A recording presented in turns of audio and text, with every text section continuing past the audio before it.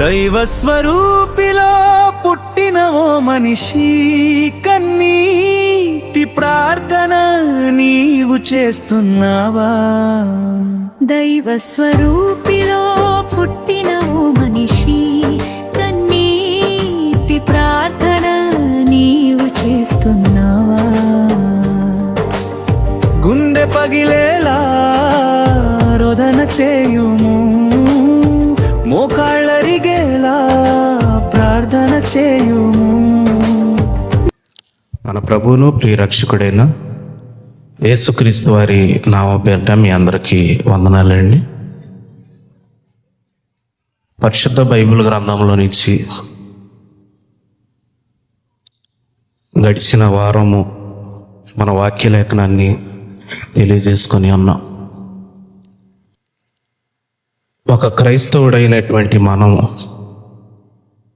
ఎన్ని సంవత్సరాలుగా మందిరానికి వెళ్ళి వచ్చామనేటువంటి దానికంటే దేవుని అడుగుజాడలను బట్టి మనం ఎంతవరకు నడుచుకోగలిగామనేటువంటిది ప్రాముఖ్యమైన విషయం. అదే సందర్భంలో 4 రకాల జాడలను వచ్చి మనం తెలియజేసుకున్నాం. ఆ 4 రకాల జాడలు క్రైస్తవ జీవితంలో ఎంత ప్రాముఖ్యమైనటువంటి అంటే, ఆ 4 రకాల జాడలు గనక ఒక క్రైస్తవుడు వాటిని తెలుసుకోలేకపోతే అపవాది యొక్క జాడ మనిషికి తెలియదు, దేవుని జాడ మనిషికి తెలియదు. అసలు ఈ రెండిటికి తేడా తెలియకుండా విశ్వాసములో మనం భ్రష్టులం అయిపోవటానికి ఆ జాడలు మన పట్ల ప్రభావాన్ని చూపిస్తాయి. అలాగే పరిశుద్ధ బైబిల్ గ్రంథ లేఖనంలో నుంచి, సామెతల గ్రంథంలో నుంచి ఆ 4 జాడలు ఏమిటనేటువంటిది మరొకసారి చదువుకున్న. సామెతల గ్రంథము 30వ అధ్యాయం 18వ వచనం. నా బుద్ధికి మించినవి 3 కలవు, నేను గ్రహింపలేనివి 4 కలవు. అవేవనగా అంతరిక్షమున పక్షిరాజు జాడ, బండ మీద సర్పము జాడ, నడి సముద్రమున ఓడ నడుచు జాడ, కన్యకతో పురుషుని జాడ. ప్రభునందు ప్రియమైన వాళ్ళారా, సమయం 12:30 అయింది. పైగా ఇది బల్లారాధన వారం కాబట్టి నేను త్వరగానే ముగించడానికి ప్రయత్నిస్తాను. అరగంట సమయంలోనే నేను ముగించడానికి ప్రయత్నిస్తాను. ప్రభునందు ప్రియమైన వాళ్ళారా, పరిశుద్ధ బైబిల్ గ్రంథంలో నుంచి చదువుకున్నటువంటి ఈ వాక్య లేఖనంలోని మాటలను కనుక మనం జాగ్రత్తగా పరిశీలన చేస్తే, అగూరు మాట్లాడుతున్నటువంటి మాటలు ఇవి. అగూరు మాట్లాడేటువంటి మాటలు ఏంటంటే, నా బుద్ధికి మించినవి 3 కలవు, నేను గ్రహించలేనివి 4 కలవు అని అంటూ ఉన్నాడు. ఇక్కడ చదవబడినటువంటి వాక్యలేఖనంలోని రాయబడినటువంటి మాటలలో 4 రకాల జాడలు కనబడుతూ ఉన్నాయి. ఈ 4 రకాల జాడలను గూర్చి అగూరు అంటూ ఉన్నాడు, అవి సాధారణమైనటువంటి జాడలు కాదు, నేను గ్రహించలేనటువంటి జాడలవి, నా బుద్ధికి మించినటువంటి జాడలవి అని అంటూ ఉన్నాడు. మనం వీటిని కనుక లోకానుసారంగా ఆలోచన చేస్తే, ఇవి బుద్ధికి మించినవేంటి, ఇవి గ్రహించలేనివేంటి అన్నట్లుగా మనకు అనిపిస్తాయి. అలాగనే గడిచిన వారం మనం చెప్పుకున్నాం, అంతరిక్షమున పక్షిరాజు జాడ, బండ మీద సర్పము జాడన గురించి. సామాన్యంగా గాల్లో ఎగిరేటువంటి పక్షిని చూసి పిల్లవాడు ఆ గాల్లో పక్షి ఎగురుతుంది కదా, దాని జాడ ఏంటంటే ఓపికగా సమాధానం చెప్తాం. పెద్దోడు అడిగితే నీకు బుద్ధి ఉందా, గాల్లో ఎగిరే పక్షికి జాడ ఉంటుందా అని మనం అంటాం తిరిగి. అలాగే బండ మీద పాము వెళ్ళినప్పుడు ఆ బండ మీద జాడ కనబడలేదంటే చెప్పి ఎవరన్నా అడిగినప్పుడు, అసలు నీకు బుద్ధి ఉందా, బండ మీద పాము జాడ పడుతుందా అని మనం అడుగుతాం. కానీ అగూరు మాట్లాడేటువంటి మాటలు కూడా లోకానుసారంగా మనం ఆలోచిస్తే అలాగే ఉన్నాయి. అలా లోకానుసారంగా ఆలోచిస్తే అగూరు మాట్లాడేటువంటి మాటలు కూడా మనకి ఎలా అనిపిస్తాయి అంటే బుద్ధిహీనతగా అనిపిస్తాయి. కానీ ఈ అగూరు మాట్లాడినటువంటి మాటల్లో చాలా మర్మయుక్తమైనటువంటి సందర్భాలు ఉన్నాయి. కారణం ఏంటంటే అతడు బుద్ధిహీనతగా మాట్లాడలేదు కానీ, గ్రహింపు లేకుండా మాట్లాడలేదు కానీ, అతడు ఆత్మీయ మర్మాలతో వీటిని మాట్లాడడం జరిగింది. గడిచిన వారము ఈ 4 రకాల జాడల్లో 2 జాడలను గురించి మనం చెప్పుకొని ఉన్నాం. అలాగే 3వ జాడను కనుక మనం జాగ్రత్తగా పరిశీలన చేస్తే అక్కడ రాయబడి ఉంది, నడి సముద్రమున వాడ నడుచు జాడ అని అంటూ ఉన్నాడు. నడి సముద్రమున వాడ నడుచు జాడ నాకు కనబడలేదని అగూరు అంటూ ఉన్నాడు. సముద్రములో వెళ్ళటం వేరు, నడి సముద్రంలో వెళ్ళటం వేరు. నడి సముద్రంలో ఎటువంటి లోతు ఉంటుందో వేట చేసేటువంటి మీ అందరికీ తెలిసినటువంటి విషయమే. నడి సముద్రంలో వాడ నడిచేటప్పుడు ఆ వాడ వెళ్ళిన కాసేపటికి నీటిపైన చూస్తే ఆ వాడ వెళ్ళిన జాడ ఉంటుందంటే ఉండదు. అది ప్రతి ఒక్కరికి తెలిసిన విషయం. మరి అగూరు ఎందుకు ఇలా మాట్లాడుతూ ఉన్నాడు అనేటువంటిది మనం ఆలోచన చేస్తే, ఇది ఆత్మ సంబంధమైనటువంటి ఉద్దేశంతో అగూరు మాట్లాడాడు. అగూరు దృష్టిలోని నడి సముద్రము దేనికి సాదృశ్యంగా అతడు భావించి మాట్లాడాడు? ఆ నడి సముద్రములో వెళ్ళేటువంటి వాడను దేన్ని ఉద్దేశించి మాట్లాడాడు అనేటువంటిది మనం ఆలోచన చేస్తే, పరిశుద్ధ బైబిల్ గ్రంథంలోని ప్రకటన గ్రంథము 17వ అధ్యాయము 15వ వాక్యలేఖనాన్ని ఒకసారి మనం చదువుకుందాం.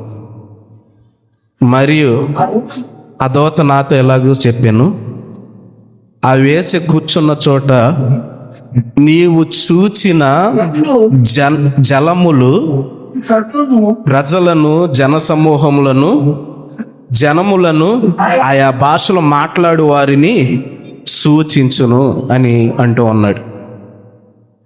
ఇక్కడ చాలా స్పష్టంగా తెలియజేస్తూ ఉంది వాక్యలేఖనం. అక్కడ వేసే దగ్గర కొంతమంది మనుషులు కూర్చున్నారని, ఆ కూర్చున్నటువంటి మనుషులను దేనితో పోల్చాడంటే జలములతో పోల్చాడు. నీవు చూచిన జలములు అని అక్కడ చాలా స్పష్టంగా తెలియజేస్తూ ఉన్నాడు. నీవు చూచిన జలములు దేనికి సాదృశ్యంగా ఉన్నాయంటే ప్రజలను, జన సమూహములను, జనములను, ఆయా భాషలు మాట్లాడు వారిని సూచించున్నవి అని చెప్పి ప్రకటన గ్రంథంలో దేవాది దేవుడు తెలియజేస్తూ ఉన్నాడు. అలాగనే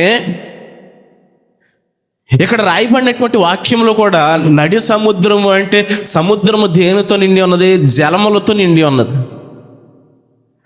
జలములతో నిండి ఉన్నటువంటి ఒక సముద్రము దేనికి సాదృశ్యంగా ఉందంటే లోకానికి సాదృశ్యంగా ఉంది. లోకంలో ఉన్నటువంటి మనుషులకు సాదృశ్యంగా ఉంది. లోకంలో ఉన్నటువంటి మనుషులు అంటే దేవునికి దూరంగా ఉన్నటువంటి మనుషులు. అక్కడ తెలియజేస్తూ ఉన్నాడు, వేశ్య దగ్గర కూర్చున్నటువంటి మనుషులు అని. అంటే దేవునికి దూరంగాను, దేవునికి నచ్చనటువంటి జీవితాన్ని జీవిస్తున్నటువంటి మనుషులను లోకముతో పోల్చి, ఆ మనుషులను జలములతో పోల్చి మాట్లాడటం మనం ఇక్కడ చూస్తూ ఉన్నాము. అలాగే యెషయా గ్రంథము 11వ అధ్యాయము 9వ వచనంలో కూడా, నా పరిశుద్ధ పర్వతమందంతటను ఏ మృగమును హాని చేయదు, నాశనము చేయదు, సముద్రము జలములతో నిండి ఉన్నట్లు లోకము యెహోవాను గూర్చిన జ్ఞానముతో నిండి ఉండును అని రాయబడి ఉంది. సముద్రము జలములతో నిండి ఉన్నట్లు అంటే సముద్రము జలాలు దేనికైతే ఇక్కడ సాదృశ్యంగా కనబడుతూ ఉన్నటువంటిది మనం ఆలోచన చేసినట్లయితే లోకానికి సాదృశ్యంగా మనకు చూపిస్తూ ఉన్నట్లుగా మనకు కనబడుతోంది. ఈ లోకములో అనగా సముద్రములో మనం చదువుకున్నటువంటి వాక్యములో నడి సముద్రము అని అంటూ ఉంది. అంటే ఈ లోకములోని నడిపొడ్డు ఎక్కడున్నది అనేటువంటిది మనం ఆలోచన చేసినట్లయితే ఇజ్రాయేలు దేశం. ఈ లోకపు నడిపొడ్డులోని ఇజ్రాయేలు దేశం ఉన్నది. ఆ నడిపొడ్డులోని 2026 సంవత్సరాల క్రితం ఒక వాడ పయనించి ఆ వాడ దేనికి సాదృశ్యంగా ఉన్నది అనేటువంటిది మనం జాగ్రత్తగా పరిశీలన చేసినట్లయితే, రక్షణ నే ఓడ తలుపు తెరువబడింది, నాటి కంటే నేడు మరి చేరువలో ఉన్నది. రక్షణ నే ఓడ తలుపు తెరువబడింది, నాటి కంటే నేడు మరి చేరువలో ఉన్నది. ఆలస్యం చేయకుండా కేవు తీసుకో, అవకాశం ఉండగానే రేవు చేరుకో. ఆలస్యం చేయకుండా కేవు తీసుకో, అవకాశం ఉండగానే రేవు చేరుకో. రక్షణనే ఓడ తలుపు తెరువబడింది.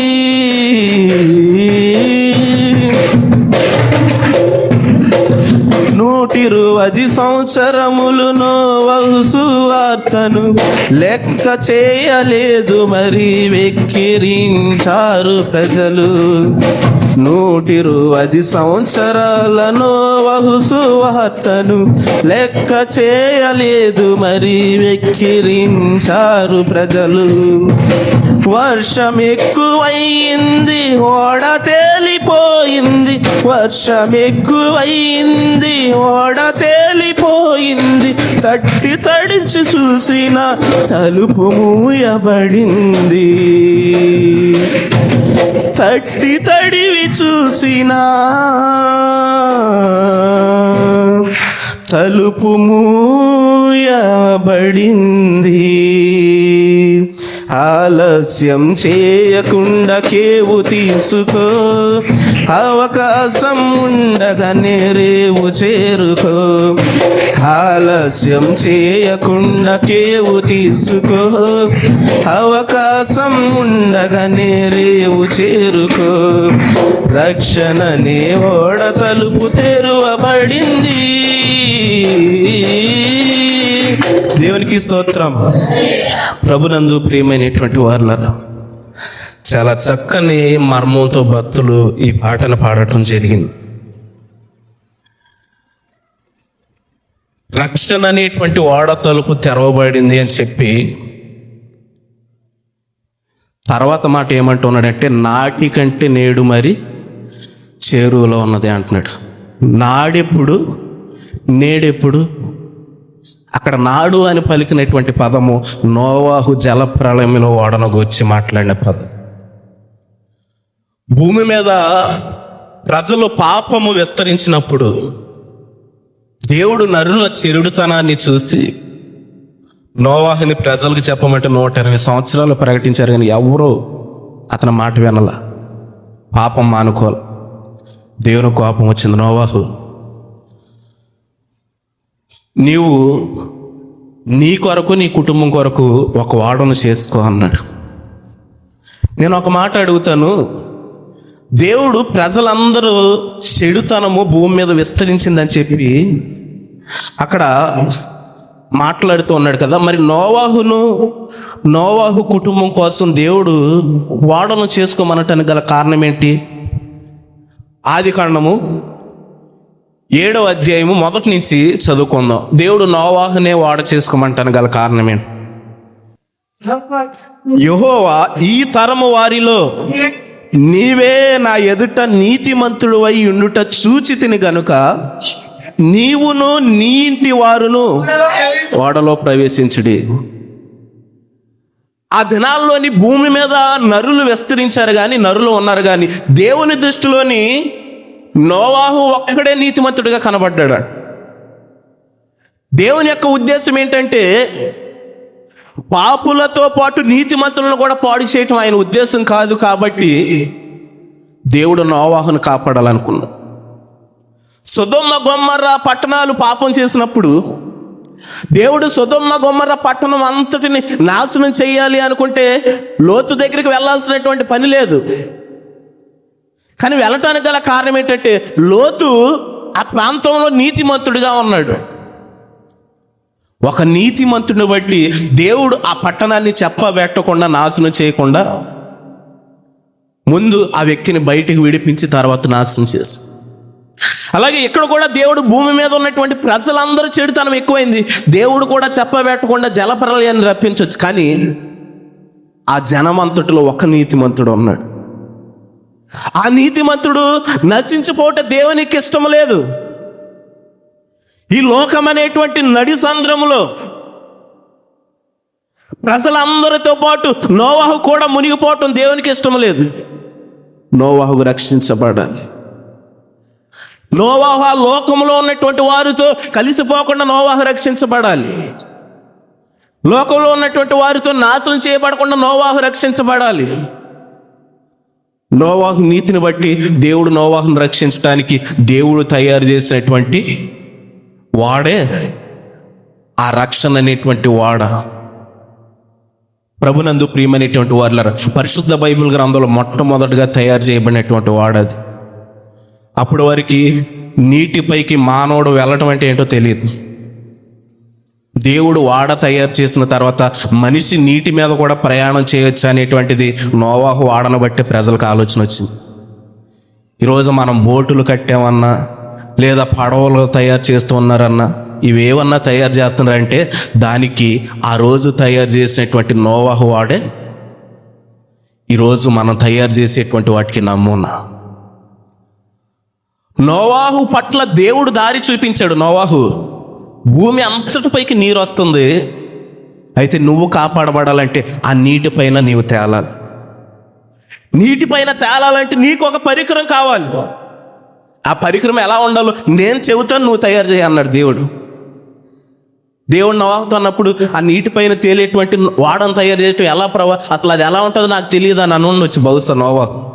దేవుడు అన్నాడు, నేను చెబుతాను, నేను చెప్పినట్లు నువ్వు తయారు చేయాలి. దాని కొలతలు చెబుతాను, అది ఎన్నాళ్ళు ఉండాలో చెబుతాను, దాని విధానం చెబుతాను, నువ్వు తయారు చేయంటే దేవుడు చెప్పినట్లుగా నోవాహు తయారు చేసి. అప్పటి వరకు మనిషికి నీటిపైన వెళ్ళేటువంటి వాడంటే ఏంటో తెలియదు.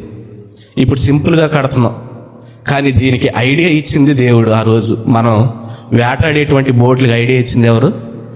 దేవుడు. దేవుడు ఐడియా ప్రకారంగా ఈరోజు మనం వేటాడేటువంటి బోట్లన్నీ కూడా తయారవుతూ ఉన్నాయి. లేకపోతే అప్పుడు వరకు నీళ్లపైకి మానవుడు వెళ్ళటం అంటే ఏంటి ఎవరికి తెలియదు. ఆ దినాల్లోని భూమిపైన పాపం విస్తరించినప్పుడు దేవుడు అంటున్నాడు నోవాహుతో, నోవాహు, ఈ తరము వారిలో నీవే నా ఎదుట నీతిమంతుడు అయి ఉండుట నేను చూశాను, కాబట్టి నీవును నీ ఇంటి వారును వాడలో ప్రవేశించండి. దేవుడు ఏమన్నాడు? ఈ తరము వారిలో నువ్వు అక్కడవే నీతిమంతుడు. మరి ఇప్పుడు వాడలోకి ఎంతమంది వెళ్ళాలి? నోవాహు ఒక్కడే వెళ్ళాలి. ఎంతమంది? నోవాహు ఒక్కడే వెళ్ళాలి. కానీ నోవాహును బట్టి దేవుడు తన ఇంటి వారిని కూడా కాపాడటానికి ఇష్టపడ్డాడు. దేవునికి స్తోత్రం. ఈరోజు నోవాహును చూసి మనకేమర్థమవుతుందండి? ఈరోజు నువ్వు చేసేటువంటి ప్రార్థన నిన్నే కాదు నీ కుటుంబాన్ని కూడా కాపాడుతుంది. ఈరోజు నువ్వు చేసేటువంటి ప్రార్థన నిన్నే కాదు నీ కుటుంబాన్ని కూడా రక్షిస్తుంది. నోవాహు ప్రార్థనాపరుడే కానీ నీతిమంతుడే కానీ తన ఇంటి వారు నీతిమంతులని దేవుడు అక్కడ చెప్పలే. కానీ వారు నీతిమంతులు కాకపోయినా దేవుడు వారిని రక్షించడానికి గల కారణం ఏంటంటే నోవాహు ఇంటి వారిని, నోవాహు నీతిమంతుడే. ప్రభునందు ప్రియమైనటువంటి వారుల,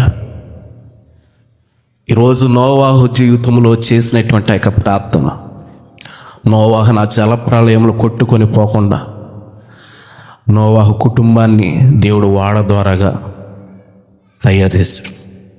భక్తుడు అంటూ ఉన్నాడు, నాటికంటే నేడు మరి ఆ వాడ ఇంకా చేరువలో ఉన్నదంట.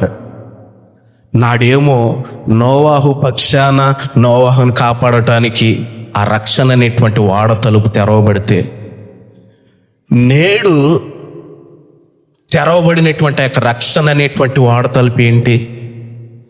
పరిశుద్ధ బైబిల్ గ్రంథంలో నుంచి మత్తయి సువార్త 1వ అధ్యాయం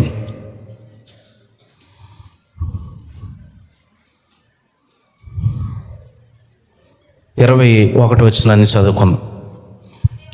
ఆమె ఒక కుమారుని కనును తన ప్రజలను వారి పాపముల నుండి ఆయనే రక్షించును గనుక ఆయనకు యేసు అను పేరు పెట్టుదు అనెను. ప్రభునందు ప్రియమైనటువంటి వారులారా, ఇక్కడ చదవబడినటువంటి వాక్య లేఖనంలోని మనం జాగ్రత్తగా పరిశీలన చేస్తే యేసు అనేటువంటి మాట దగ్గర రెండో నెంబర్ వేస్తుంది. కింద ఏమని రాయబడి ఉంది? యేసు అను శబ్దమునకు రక్షకుడు అని అర్థం. ఆ రోజు నోవాహు కుటుంబాన్ని రక్షించడానికి ఆ రక్షణ అనేటువంటి వాడ తలుపు తెరవబడితే, నేడు అదే రక్షణ అనేటువంటి వాడ తలుపు అప్పటికంటే ఇప్పుడు ఇంకా చేరుగా ఉన్నదని చెప్పి భక్తులు పాడినటువంటి పాటకి అర్థం ఏంటి తెలుసా? నాటికంటే నేడు మరీ చేరుగా ఉన్నటువంటి ఆ వాడెవరో కాదు, నజరేయుడైనటువంటి యేసు. దేవునికి స్తోత్రం. ఎంత చేరుగా ఉన్నాడంటే ఆయన మనుషుల మధ్యలోనికే వచ్చి మనుషులతో ఉంటూ మనుషుల యొక్క విధానాన్ని గమనిస్తూ వారిని ఏ విధముగానైనా ఈ లోకంలో నశించిపోకుండా వారిని రక్షించాలని చెప్పి దేవుడు తన ఆలోచనతోని ఈ లోకానికి వచ్చినట్లుగా మనకి లోకాసు వార్త 19:10 మనకి రాయబడి ఉంటుంది. నశించిన దానిని వెతకి రక్షించడానికి మనిషి కుమారుడు. నశించిన ఏ వ్యక్తి కూడా లోకంలో ఉండిపోవటానికి వీల్లేదు. వారు రక్షింపబడాలి అంటే వారు వాడెక్కాలి. వారు ఎక్కవలసినటువంటి వాడు ఏంటంటే నజరేయుడైనటువంటి యేసు అనేటువంటి ఆ వాడ. ఈ లోకం అనేటువంటి సంద్రములో నశించిపోతూ ఉన్నారు. నడి సముద్రములో వాడ నడుచు. జాడ అంటే నడి సముద్రము. అలాగే లోకంలో నడిపొడ్డు బెత్లెహేము ప్రాంతం, ఇజ్రాయేలు దేశం. ప్రపంచానికి నడిపొడ్డున నజరేయుడైనటువంటి యేసుక్రీస్తు ప్రభువు వారు రక్షకుడిగా జన్మించాడు. దేవునికి స్తోత్రం. భక్తుడు మాట్లాడినటువంటి మాటకు అర్థం అదే. నడి సముద్రాన ఆ వాడ నడిచింది. నడి సముద్రాన ఆ వాడ నడిచి ఎంతో మందిని రక్షించింది. పాపములో నలిగిపోతున్నటువంటి వారు, పాపములో మునిగిపోతున్నటువంటి వారి ఆ వాడ ఒకానొక సందర్భంలో రక్షించింది. అలాగో తెలుసా? రక్తము కాచి ప్రాణము పెట్టి ఆయన ఒకసారి బాధపడుతూ ఉంటాడు. మీ మధ్య చేయబడినటువంటి కార్యాలను తూరు సీదోను పట్టణాల్లో కనుక చేస్తుంటే వారు అప్పుడే గోనె పట్ట ధరించుకొని మారు మనసు పొందేవారు అనేవాడు. ఆయన ఎన్నో కార్యాలు చేశాడు, ఎన్నో ప్రసంగాలు చేశాడు, కానీ ఎవరో మారినట్లు కనబడలేదండి. అక్కడ మారారా? స్వయాన దేవాది దేవుడే ప్రజల మధ్యకి వచ్చి అద్భుతాలు చేస్తే, కార్యాలు చేస్తే మారకపోతే అది ఎవరి లోపం? యేసుక్రీస్తు ప్రభుల వారి లోపమేనా? ఇర్మియాని దేవుడు అన్నాడు, నువ్వు వెళ్ళి ఇశ్రాయేలు ప్రజలకు బోధించు అన్నాడు. 40 సంవత్సరాలు బోధించాడు, ఒక్క మాట వినల. నోవాహు 120 సంవత్సరాలు బోధించాడు, ఒక్కడు మారు మనసు పొందలా. అయినా దేవుని దృష్టిలో వారు వాడబడ్డారు, వారి పేర్లు రాయబడ్డాయి. యేసుక్రీస్తు ప్రభుల వారు 3.5 సంవత్సరాలు అలాంటి కార్యాలు చేస్తే 12 మంది మాత్రమే ఆయనతో పాటు ఉన్నారు. కానీ ఆయన ప్రసంగం చేసే ప్రతి చోటకి 1000 మంది తరలి వచ్చేవారు. కానీ ఆయన బ్రతుకున్నంత వరకు ఆయన కార్యాలు చూసి మారలేకపోయినా, ఆయన మరణించగానే ఆయన మరణాన్ని చూసి మారారు జనులు. ఆయన మరణాన్ని చూసి ప్రపంచం మారింది. ప్రభునందు ప్రియమైనటువంటి వారిలా రాయబడినటువంటి మాటలు మన జాగ్రత్తగా పరిశీలన చేస్తే ఆయన ఉద్దేశం ఏంటంటే, నేను మరణించైనా వీరిలో మార్పు తీసుకొని రావాలి. అందుకే నశించిన దానిని వెదకి రక్షించుటకు మనిషి కుమారుడు ఆయన ప్రాణం పెట్టవలసినటువంటి అవసరం ఏంటి? తాను రక్షించుకోలేనటువంటి వాడు ఆయన అంటే కాదు. ఆయన కావాలని తన ప్రాణాన్ని పుట్టాడు. కారణం ఏంటంటే ఆయన ప్రాణం పెడితే నువ్వు మారుతావని. ఆయన బోధించాడు, మారలేదు. ఆయన కార్యాలు చేశాడు, మారలేదు. నా ప్రాణం పెడితే వీరు మారుతారని చెప్పి ఆయనకు తెలుసు.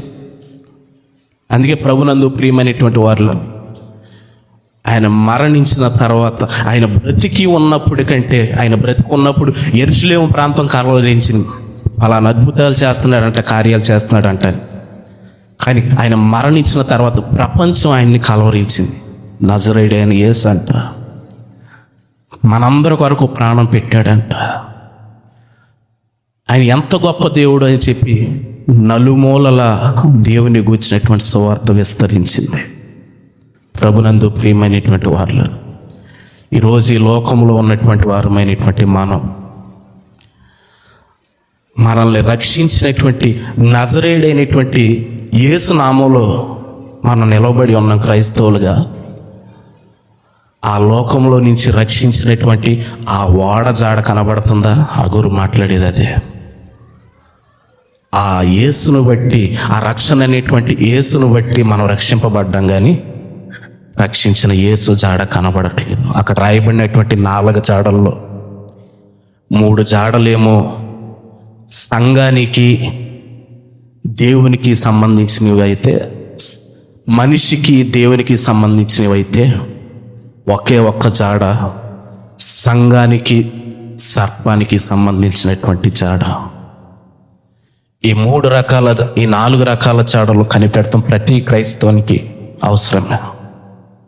4వదిగా మనం పరిశీలన చేసినట్లయితే, దీన్ని వివరించను, చదివించి ముగించేస్తాను. ఎఫెసీయులకు రాసిన పత్రిక 5వ అధ్యాయము 25వ వచనాన్ని మనం జాగ్రత్తగా పరిశీలన చేస్తే, కన్యకతో పురుషుని జాడ నాకు కానరాలేదని భక్తుడు అంటూ ఉన్నాడు కదా. పురుషులారా, మీ భార్యలను ప్రేమించుడి, క్రీస్తు కూడా సంఘమును ప్రేమించి అది కళంకమైనను ముడతైనను అటుది మరి ఏదైనను లేక పరిశుద్ధమైనది గాను నిర్దోషమైనది గాను మహిమగల సంఘముగాను ఉండుటకు ఆయన తన ఎదుట నిలవబెట్టుకొనవలనని వాక్యముతో ఉదక స్నానము చేత పరిశుద్ధపరిచి దాన్ని పవిత్రపరిచినని మాట్లాడుతూ ఉన్నాడు. ఈరోజు సంఘం అనేటువంటి కన్యక దేవునికి పరిశుద్ధమైనదిగాను నిర్దోషమైనదిగా ఉండటం కోసం అంట తనను తాను ఏం చేశాడంట?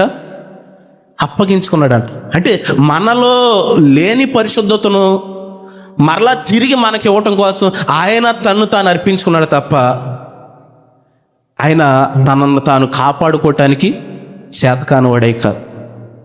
అలాగే ఇక్కడ కన్యకతో పురుషుని జాడ అంటే కన్యక సంఘానికి సాదృశ్యంగా ఉంది, పురుషుడు యేసుక్రీస్తు ప్రభుల వారికి సాదృశ్యంగా ఉన్నారు. సంఘం కోసం ఆయన తన ప్రాణాన్నే పెట్టాడు కదా. కన్యకతో పోల్చబడినటువంటి ఆ సంఘం కోసం తను ప్రాణం పెట్టాడు, వెళ్ళిపోయాడు, కానీ ఆ జాడ కనబడలేదు. అలాగే మత్తయి సువార్త 25:11లోని బుద్ధి లేని కన్యకలు 5, బుద్ధి గల కన్యకలు 5 మనకు అక్కడ కనబడతారు. ఆయన అనుకోకుండా వస్తాడు పెండ్లి కుమారుడు అర్ధరాత్రి వేళ. ఆయన ఎప్పుడు వచ్చాడో ఎప్పుడే వెళ్ళాడో నిద్రపోయినటువంటి ఆ బుద్ధి లేని కన్యకలకు తెలియదు.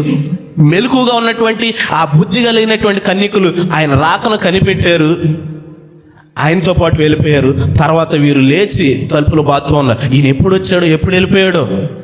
ఇప్పుడు మన పరిస్థితి ఏంటి అని, కన్యక సంఘానికి సాదృశ్యంగా ఉంటే పురుషుడు యేసుక్రీస్తు ప్రభుల వారికి సాదృశ్యంగా ఉన్నాడు. ఇంకొంతమంది మరొక విధంగా కూడా దీన్ని వివరిస్తారు. పరిశుద్ధ బైబిల్ గ్రంథంలోని యెషయా ప్రవచించినటువంటి ప్రవచనాన్ని బట్టి కన్యక గర్భవతి అయి కుమారుని కనును అనేటువంటి ప్రవచనాన్ని ఆధారం చేసుకొని ఈ లోకంలో కన్యక గర్భవతిగా అయింది మరియానే.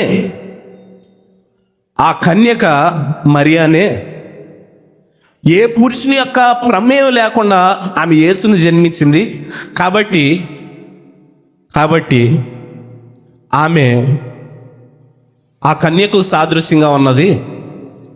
ఆ పురుషుడు యేసుక్రీస్తు ప్రభుల వారు అని చెప్పి మరికొంతమంది వివరిస్తారు.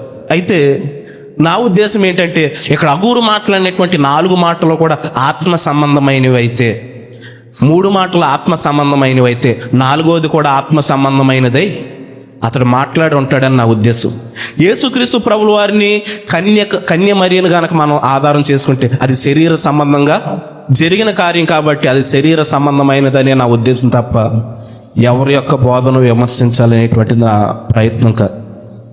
అయితే కన్యకతో పురుషుని జాడ, కన్యక సంఘానికి సాదృశ్యంగా పరిశుద్ధ బైబిల్ గ్రంథాలు అనేక మార్లు చెప్పబడింది. కొరింథీయులకు రాసిన 2వ పత్రిక 11:12 కూడా రాయబడి ఉంటుంది. అలాగే పురుషుడు యేసుక్రీస్తు ప్రభుల వారికి సాదృశ్యంగా రాయబడి. అలాగనే మనం కూడా ఈ 4 రకాల జాడలను కనిపెట్టి నడుచుకోవాలని చెప్పి ఆశిస్తూ కొద్ది వాక్యం ద్వారా దేవుడు మన అందరినీ దీవించి ఆశీర్వదించునుగాక.